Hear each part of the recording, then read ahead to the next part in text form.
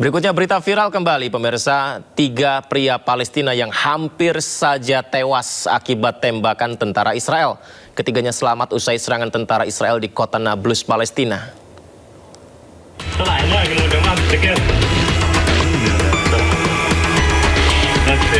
Beredar di media sosial, 3 orang pria di kota Nablus, Palestina selamat usai ditembak tentara Israel. Pada video rekaman CCTV yang beredar, ketiganya tampak sedang berada di sebuah toko pakaian. Ketiganya berhasil bersembunyi usai tembakan tentara Israel memecahkan kaca jendela toko.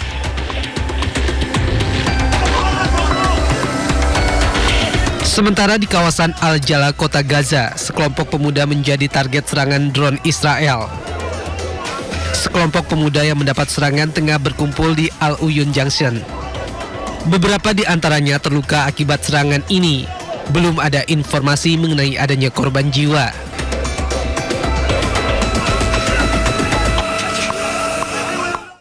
Dan yang menjadi korban selalu warga sipil, tak luput juga anak-anak. Bocah Gaza viral karena keheranan dengan ukuran rudal. Kini kembali viral setelah ia menunjukkan rumahnya yang hancur. Di tengah krisis kemanusiaan, anak-anak Gaza yang tidak tahu apapun menanggung beban berat di usianya yang masih kecil.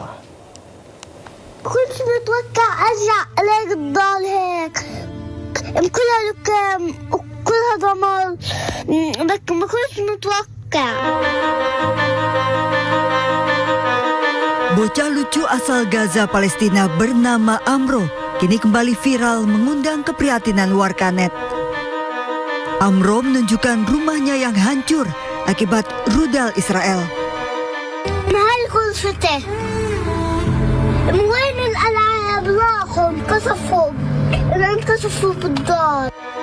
Amro juga membagikan kisahnya kini sudah bersekolah taman kanak-kanak dan bahagia sudah belajar menulis. اليوم أنا رحت على الروضة علمت هذا الحرف وهذا الحرف وهذا الحرف صلحت لي الأنطة شوف إيش كتبت له. Sebelumnya Amro viral karena keheranan melihat ukuran rudal yang ternyata besar di tempatnya bermain dekat rumahnya. Tidak hanya Amro, anak-anak Gaza lainnya tetap bersekolah meski dalam kondisi sulit.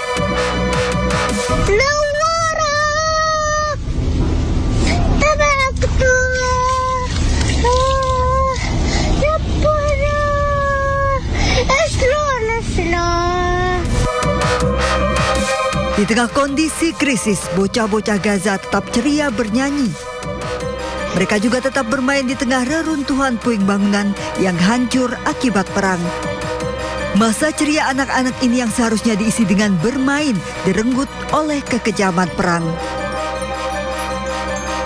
Kapal induk Amerika Serikat USS George H.W. Bush terlihat melintasi Laut Arab di tengah meningkatnya ketegangan kawasan. Kehadiran kapal ini diklaim untuk memperkuat blokade laut terhadap Iran sekaligus mengamankan jalur pelayaran internasional.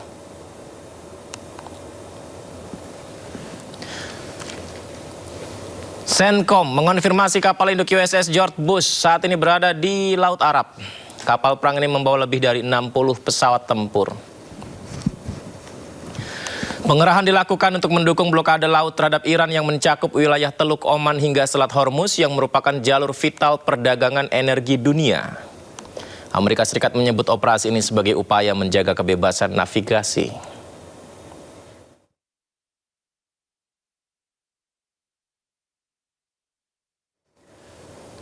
Pemerintah Iran bersikukuh untuk mempertahankan blokade di Selat Hormuz. Iran menegaskan akan menembakkan rudal mereka jika kapal-kapal Amerika nekat menerobos masuk.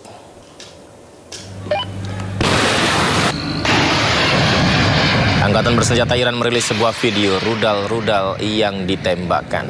Ini merupakan sikap tegas yang diambil oleh Iran untuk menghalau kapal milik Amerika Serikat yang nekat menerobos blokade di Selat Hormuz. Dari kantor berita Iran Fars, 2 rudal menghantam kapal Amerika karena dinilai melanggar peringatan Iran.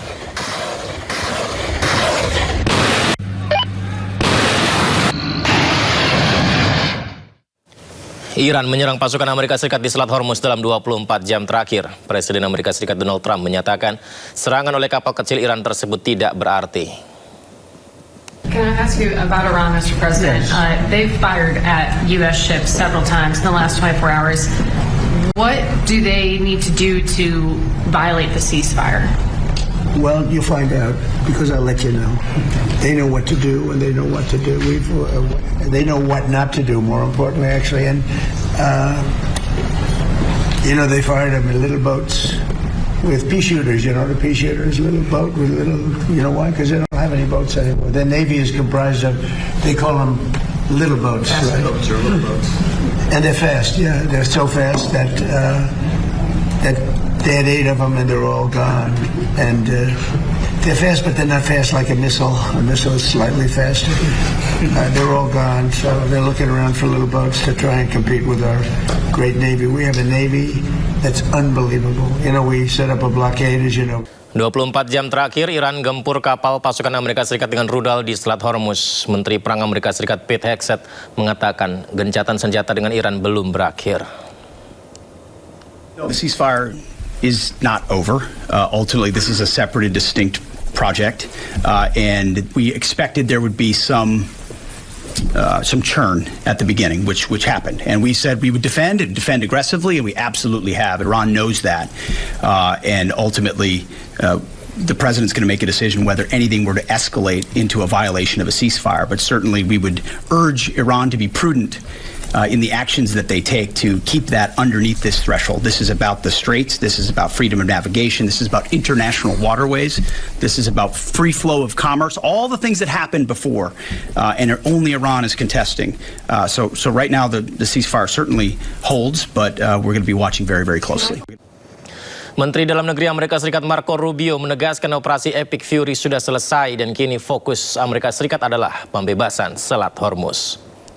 Well, that's one of the topics that needs to be discussed. I don't know about, I think you're linking it. The operation is over.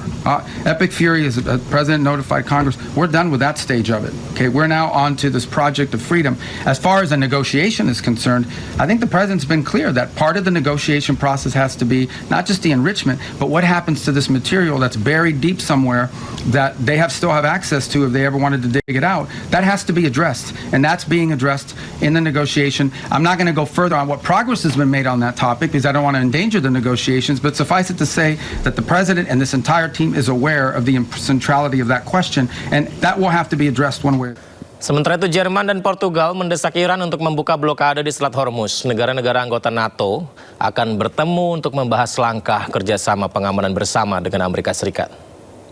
Heute natürlich auch über die Lage in der Straße von Hormuz. Mit der Seefahrernation Portugal teilen wir das Bewusstsein für die Bedeutung freier und sicherer Seewege. Die iranische Blockade dieses Seeweges der Straße von Hormuz schadet unserer Wirtschaft, sowohl in Portugal als auch in Deutschland. Wir setzen uns deshalb gemeinsam dafür ein, die Freiheit der Seewege so schnell wie möglich wiederherzustellen.